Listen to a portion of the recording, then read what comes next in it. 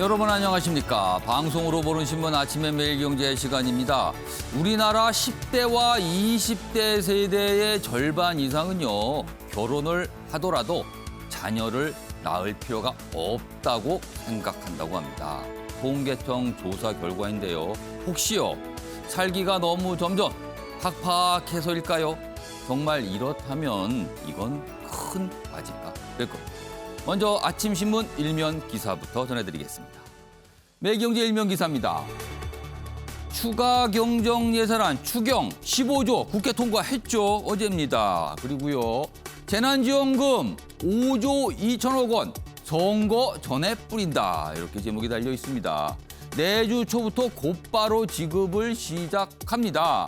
4월 초까지 원래 예정된 소상공인 또는 약간 고용 취약계층 상대로 한 7조 조금 넘게 마련이 됐는데 이 중에 72%의 지급을 완료하겠다는 겁니다. 다음은 중앙일보 보겠습니다.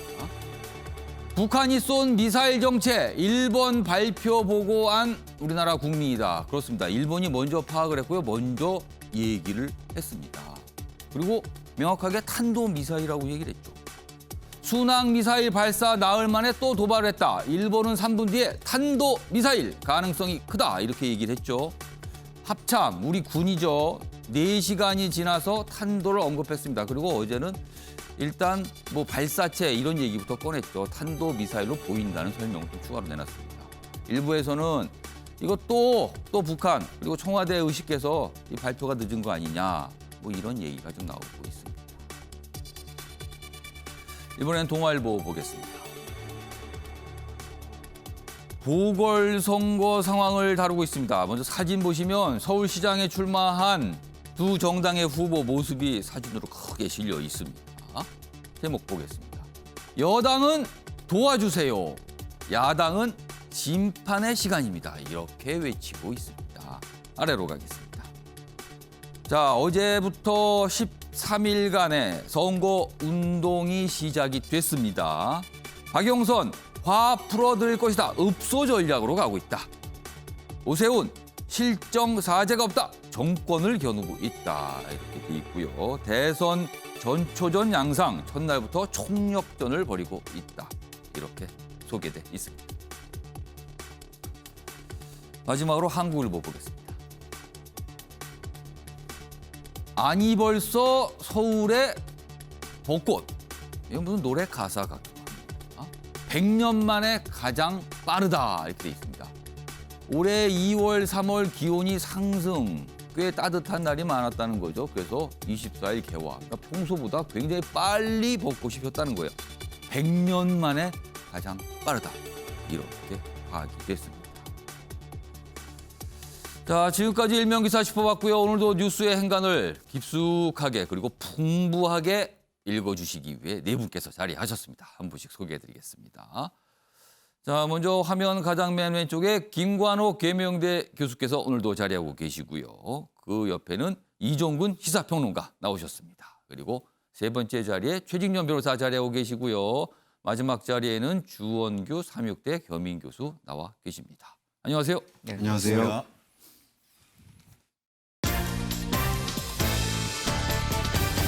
오늘 다룰 주요 이슈들을 네 가지 키워드로 정리했습니다. 아침을 여는 키워드입니다. 화면에 준비되어 있습니다. 첫 번째 키워드는 신형 전술 유도탄. 북한이 어제 동해상으로 쏘아 올린 발사체. 지금은 탄도미사일로 확인이 된 거죠. 북한이 신형 전술 유도탄이라고 오늘 새벽에 밝혔습니다. 탄도미사일임이 확인된 겁니다. 스스로 밝힌 거예요. 그리고요. 두 번째 키워드는 읍소 전략입니다. 지금 여당 보궐선거 도와주세요. 이런 얘기를 하고 있거든요. 그래서 이런 단어, 일면기사 때도 소개가 된 단어입니다.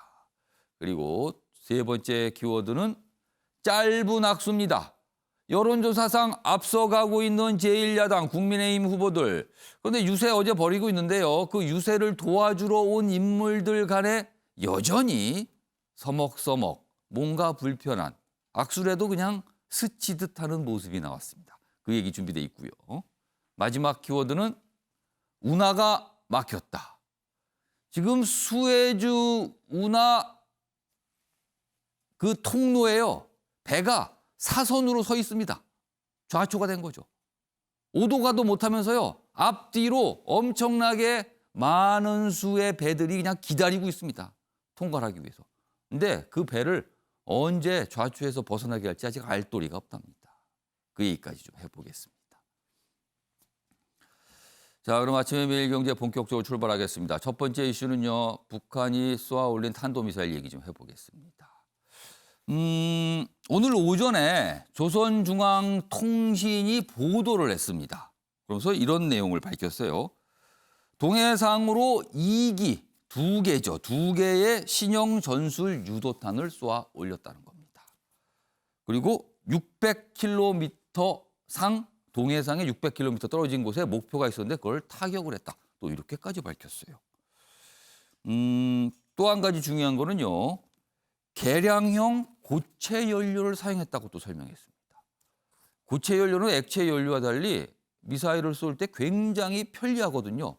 한 10분 정도 시간만 있으면 쏘아 올릴 수 있는 겁니다. 고체 연료의 특징입니다. 이거를 성공했다고 지금 얘기를 했어요. 일단 오늘 새벽에 나온 소식입니다. 자, 그럼요. 오늘 관련 기사부터 좀 보겠습니다. 김정은 2019년 어게인. 2019년 당시에 탄도미사일을요 13차례나 쏴 올렸죠. 그때 굉장히 긴장이 됐었습니다. 그래서 2019년 어게인인가 잠설칠 탄도미사일 도발 계속될 우려가 있다. 이렇게 돼 있습니다. 기사 좀 더 보겠습니다. 한미일 다음 주 안보실장 협의를 한다. 김여정 최근에요. 담화를 통해서 이렇게 경고를 했어요. 우리를 향해서. 잠 설칠 일 만들지 말라. 그럼 또 이렇게까지도 얘기합니다. 임기 말이 편치 못할 것이다. 이렇게까지 협박을 했습니다. 근데 이걸 지금 실천을 하는 건지 모르겠어요. 미사일 도발 한국도 겨냥한 거 아니냐. 통상 이런 미사일이면 미국을 겨냥했다는데 이번에는 한국도 겨냥한 거 아니냐죠. 단거리거든요 또. 지금 사거리 450km라 그러는데 북한에서는 600km라는 설명이 좀 나왔습니다. 다음 화면을 좀 보겠습니다. 얼마 전에 김여정, 북한 김여정이 뭔가 좀 내놓은 협박이 있었어요. 임기 말에 들어선 남조선 당국의 앞길이 무척 고통스럽고 편안치 못하게 될 것이다. 이렇게 협박을 했습니다. 고통, 편안치 못하다. 이거죠. 지금 이 상황으로 뭔가 가고 있는 거 아니냐는 거죠. 어제 새벽에 쏘아 올린 그 탄도미사일입니다. 관련 기사 하나 더 보겠습니다. 말폭탄이요 미사일 도발을 했습니다. 지금요.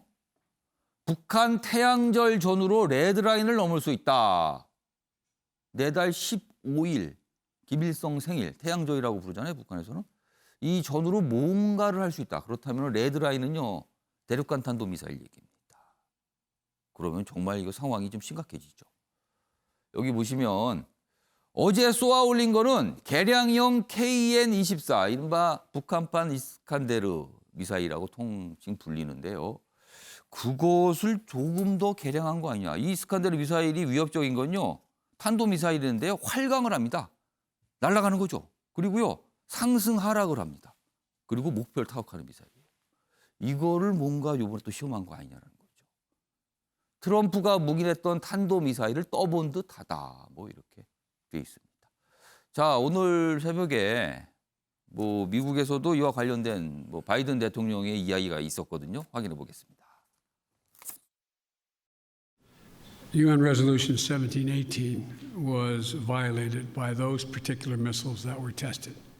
We're consulting with our allies and partners, and there will be responses if they choose to escalate. We will respond accordingly.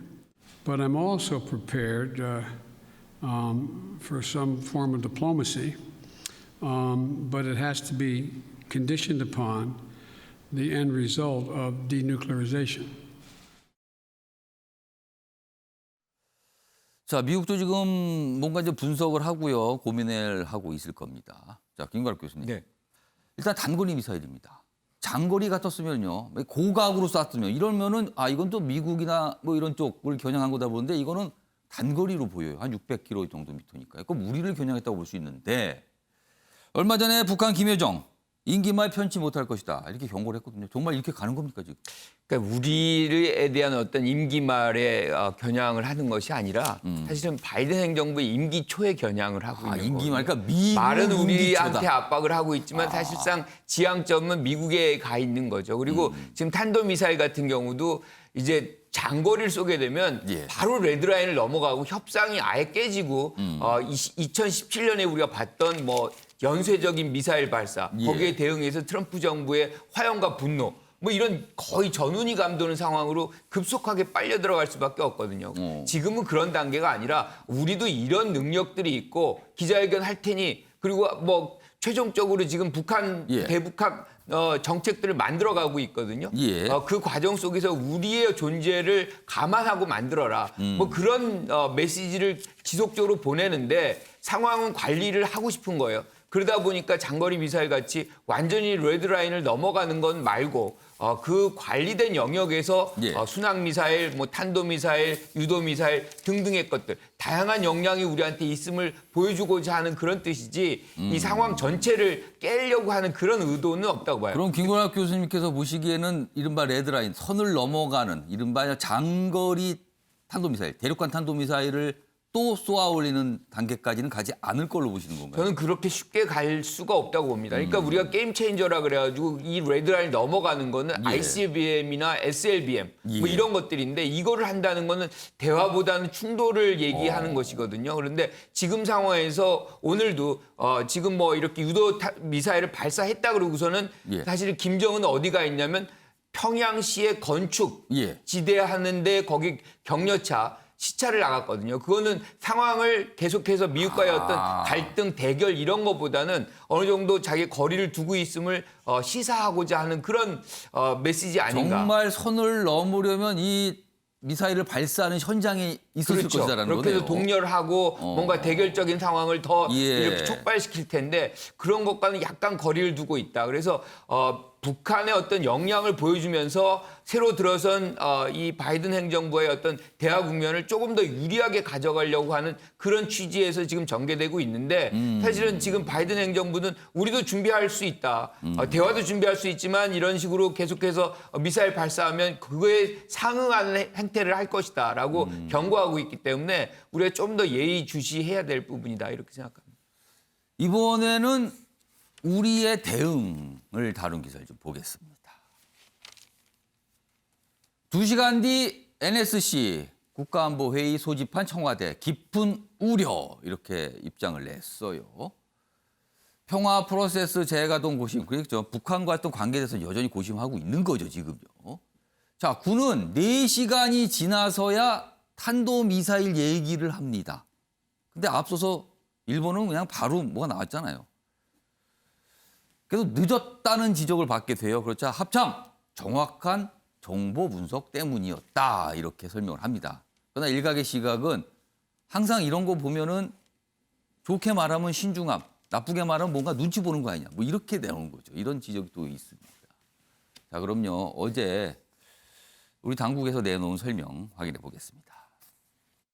우리 군은 오늘 07시 6분경과 07시 25분경 동해상으로 발사된 단거리 미사일 2발을 포착하였습니다. 국방부는 지금 북한의 오늘 미상 발사체에 대해서 입장이 없으신 건가요, 아직? 아직 입장이 없다기보다는요. 그래도 이제 NSC가 지금 개최되고 있는 걸로 알고 있고 거기에서 이제 결과를 좀 지켜볼 필요가 있다 이런 말씀을 드립니다. 탄도미사일 판단 보류한다고 봐도 되나요? 일단은 재원에 대해서 분석하고 있기 때문에 아직까지는 뭐 탄도미사일이다, 재원이 어떻게 된다, 종류가 어떻게 된다 이렇게 말씀드리는 것은 적절치 않아 보입니다. 오늘 아침 북한이 단거리 미사일을 발사한 데 대해서 깊은 우려를 표합니다. 이와 관련 외교부는 긴밀한 한미 공조를 바탕으로 유관국들과 향후 대응에 관한 협의를 강화해 나갈 예정입니다. 자, 어제 이제 우리 당국 외교부도 있었고요, 국방부도 있었고요, 뭐 군당국의 설명도 있었고 연속해서 들어봤습니다. 이종근 평론가. 네네. 어떻게 보면 우리 당국의 입장은 네. 좋게 말하면 상황 관리다. 네. 그러니까 뭔가 더 험악한 쪽으로 가지 않는 거를 막기 위한 거다. 네. 상황 관리라는 표현을 쓰죠. 다르게 말하면 가능한 별것 아닌 거 이렇게 아닌 걸로 분석하고 싶다. 뭐 이렇게 양쪽으로 볼 수도 있어요. 시각이 다 나눠지거든요. 네. 이종근 평론가 어떻게 보셨습니까? 지금까지 최근에 벌어진 청와대의 반응이 뭔가 숨기려 하고 덮으려 하는 게 아니냐라는 의혹을 계속 할 수밖에 없는 게 지금 순항미사일 21일 순항미사일 발사가 예. 있고 나서 나흘 만에 지금 고강도로 바뀐 거잖아요. 단거리 탄도미사일로. 그렇습니다. 근데 순항미사일 때 사실은 그때 발표를 하지 않았습니다. 미국의 보도가 있자 그 다음에 이제 그렇죠. 이 뒤늦게 뭐 시인을 했는데 설명은 뭐 우리와 미국의 당국이 뭐 저 얘기를 해서 요거는 비공개로 하자 뭐 이랬다는 얘기가 있었어요. 네, 그럼에도 불구하고 그때 이제 기자들이 물었습니다. 당국에 물었는데 예. 이것이 지금 얼마만큼의 위협입니까?라고 물었는데도 답은 이겁니다. 아직 그것을 판단할 수가 없다. 즉 순항 미사일을 분명히 발사한 것을 이미 다 보도를 통해서 알려졌는데도 불구하고 그것이 위협인지도 확인할 수 없다라는 그런 반응은 사실 국민들이 굉장히 우려감을 그때도 이미 표현했거든요. 예. 근데 이번에도 마찬가지입니다. 이미 발사를 했고 우리가 속보를 딱 받았는데 이미 일본 보도로 속보를 받았어요. 그리고 그 탄도 미사일이라고 일본 정부는 확인하기 시작했습니다. 그때도 우리는 맨 처음에 어떻게 얘기했냐면 단거리 발사체다. NSC에서 보도자료를 통해서 이렇게 모호한 어떤 태도를 취하고 있거든요. 저는 지금 우리 정부에 좀 묻고 싶은 게 예. 우리 정부의 레드라인은 과연 무엇입니까? 예요.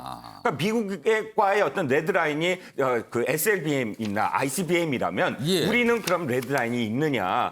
우리 입장에서는 지금 이 600km 정도면 우리 사거리에 충분히 와요. 예. 그리고 이 2.5톤의 탄도 미사일이라면 핵도 탑재가 가능한 겁니다. 그렇다면 레드라인이 어디를 과연 어느 정도의 거리고 어느 정도의 그런 탄도미사일을 발사했을 때 우리는 깊은 우려 정도가 아니라 이건 절대 안 된다라는 그런 발표를 할 수 있는지 되묻고 싶은 거죠. 그래서 언론들이 이제 이런 부분 지적하고 있어요. 어제 우리가 조금 뭐 파악이 혹시 늦은 겁니까? 아니면 다른 사정이 있는 겁니까? 아니면 아까 좋게 말하면 상황 관리를 계속하고 있는 겁니까? 뭐 이렇게 좀 묻고 있는 기사들이 있습니다. 청와대의 고심이 깊겠죠. 사실은 북한과의 관계 개선 굉장히 추구하고 원하는 바였었는데 지금 상황이 좀 다르게 가고 있는 상황입니다.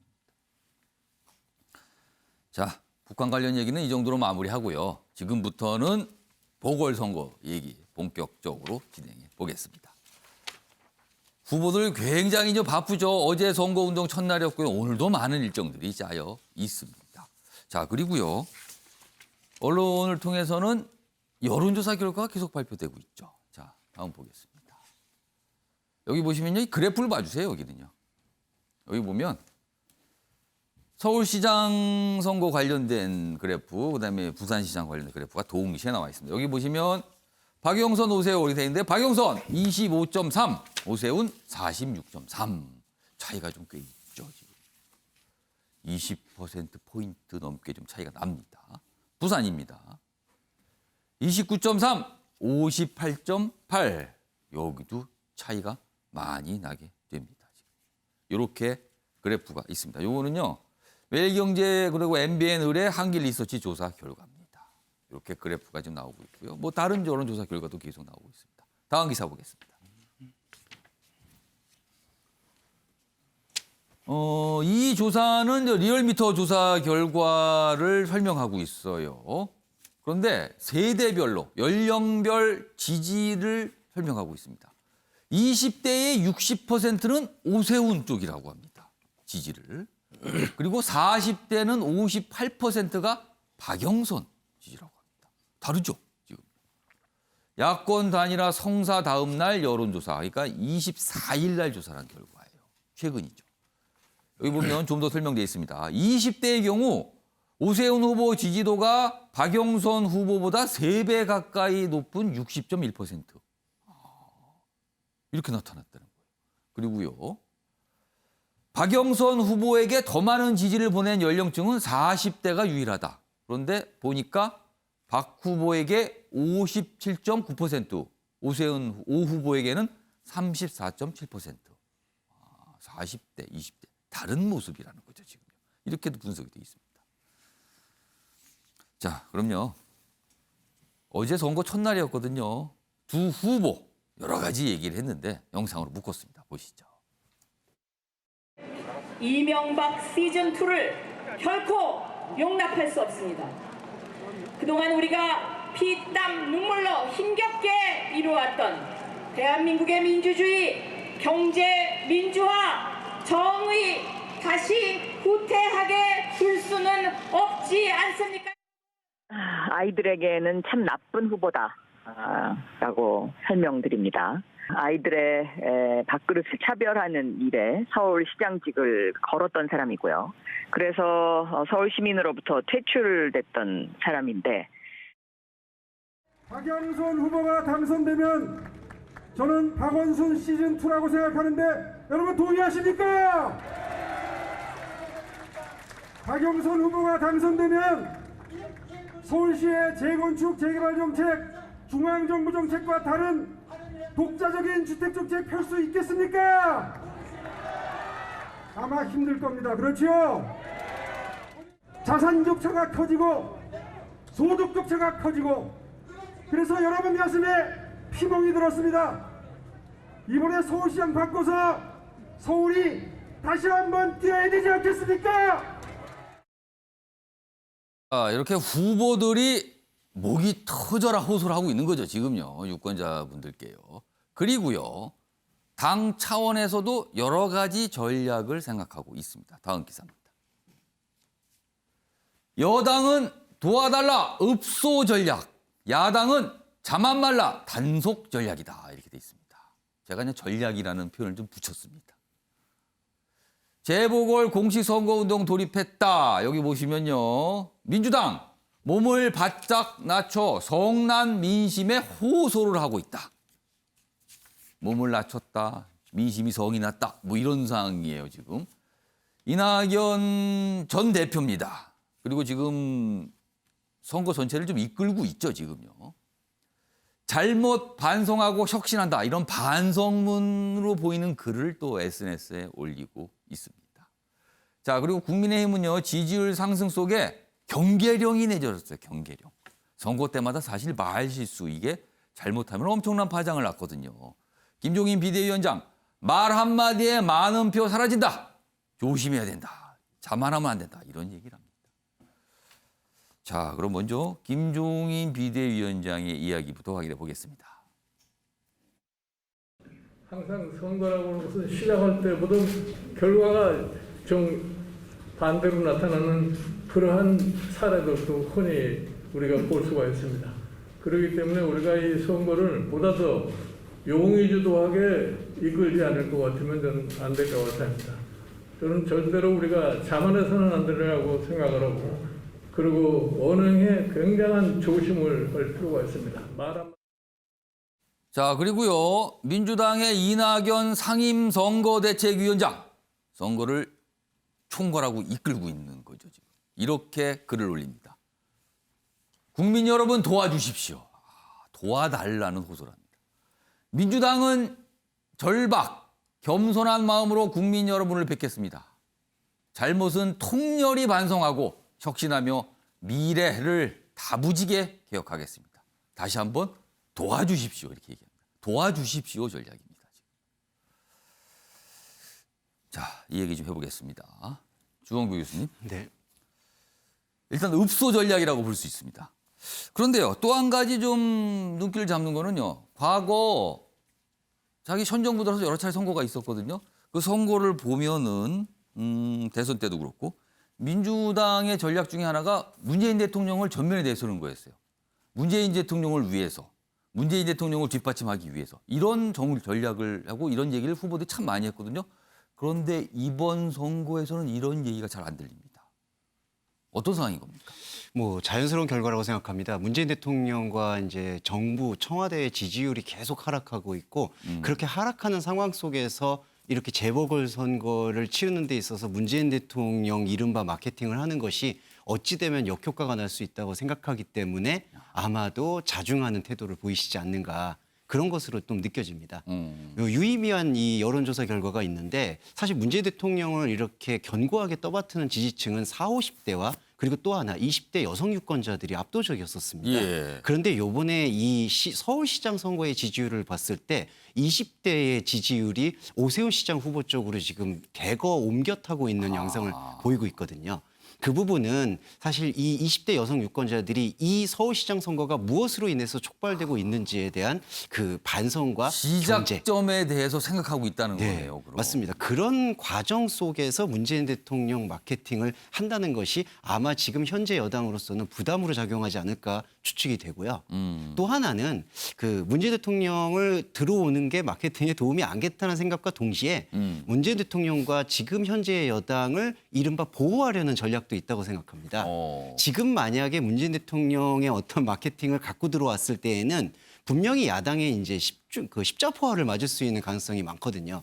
최근에 지금 LH 사태로 인해서 청와대는 그 돌파구를 마련하는데도 되게 절치부심하고 있고 앞선 기사에서도 이제 북핵 문제와 한반도 평화 프로세스 문제까지도 지금 고심이 있기 때문에 그거를 돌파하는 데 있어서 갑자기 이 선거판에 야당의 공격 소재로 이 문재인 대통령이 쓰이게 되면은 차기의 대선까지도 영향이 있을 거라는 생각 때문에 지금은 보호하는 차원, 보호하려는 차원과 그리고 도움이 안 된다는 차원이 종합됐다고 생각이 됩니다. 그러니까 실질적인 도움을 생각한 측면 그리고 파장이 대통령에까지 미치는 거는 이거는 막아야 된다는 그런 또 측면이 있다고 분석을 하신 거네요.